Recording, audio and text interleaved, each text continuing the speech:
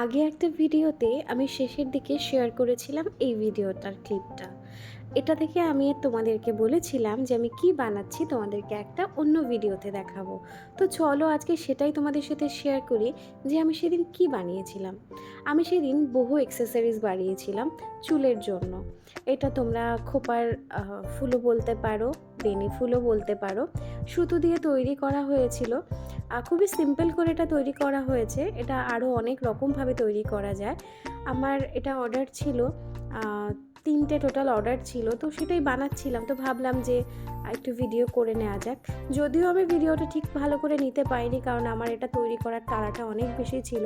কারণ যাকে ডেলিভারি দিতে হবে তার বিয়ে বাড়ি ছিল এবং আর্জেন্ট এটা আমাকে তাকে ডেলিভারি করতে হবে, যার জন্য খুব ভালো করে ভিডিও করার মতো সময় সুযোগ হয়নি। কারণ তোমরা জানো যে ভিডিও করতে গেলেই না কি হয়, যে কাজটা করছি সে কাজটা করতে অনেকটা টাইম নিয়ে নেয়। সেই টাইমে বরং আরও একটা বানানো হয়ে যাবে। এই দেখো এটার ফাইনাল লুকটা।